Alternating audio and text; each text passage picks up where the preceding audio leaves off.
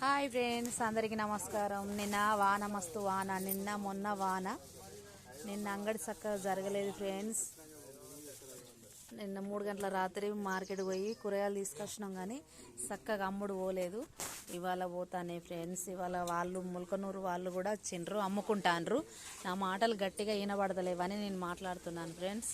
నిన్నటి సామాన్ అంతా అట్లనే మిగిలింది. ఇవాళ నడుస్తుంది గిరాకీ. బెండకాయ, దొండకాయ, బీరకాయ, మా పిల్లలు అందరు వచ్చి ఇవాళనే కొనుక్కోపోతాండ్రు ఫ్రెండ్స్. చాలా వరకు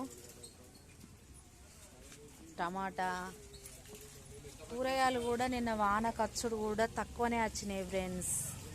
ఇంకా అరకిలో కాలేదు తమ్మి, వేసుకో. ఇంకా కొంచెం తక్కువనే ఉన్నాయి. బెండకాయలు మాత్రం ఫ్రెష్గానే ఉన్నాయి. కూరగాయలు అయితే ఫ్రెష్గానే ఉన్నాయి వచ్చిన కాడికైనా.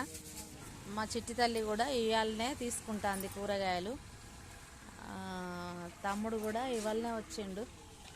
అంటే నిన్న ఇవాళ రాలే ఇక చక్కగా కూరగాయలు. నిన్న వాన కొడుతుంది. ఇంకా 2 అయితే తమ్మి, నేను జోకేదైనా కరెక్ట్గా జోకిస్తాను నీకు. గట్లయితే ఎట్లా తమ్మి? మళ్ళీ తక్కువ జోకుతుంది అక్క అని అనుకుంటే ఎట్లా? ఏమంటావు తమ్మి? అదైతే వాస్తవమే.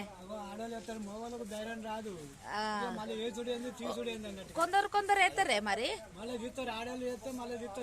కొందరికి ఆపచ్చన బాగుంటది, మగవాళ్ళకి కూడా వేద్దామని. ఇక కొందరు ఆమె జోకినట్టే తీసుకుందాం అని కొందరు అనుకుంటారు.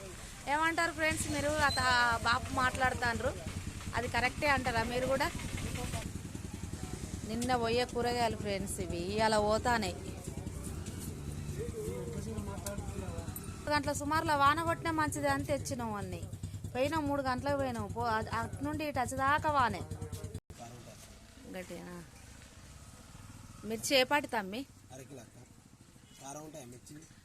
కారం ఉంటాయా అని నన్ను అడుగుతాను. నేనైతే తిని చూడలే తమ్మి. కారం ఉంటే వారం ఉంటాయి. అగ్గో మా సార్ చెప్తాడు, మిర్చి కారం ఉంటాయి వారం ఉంటాయి. మా సార్ అయితే టేస్ట్ చేసి చూసిండు.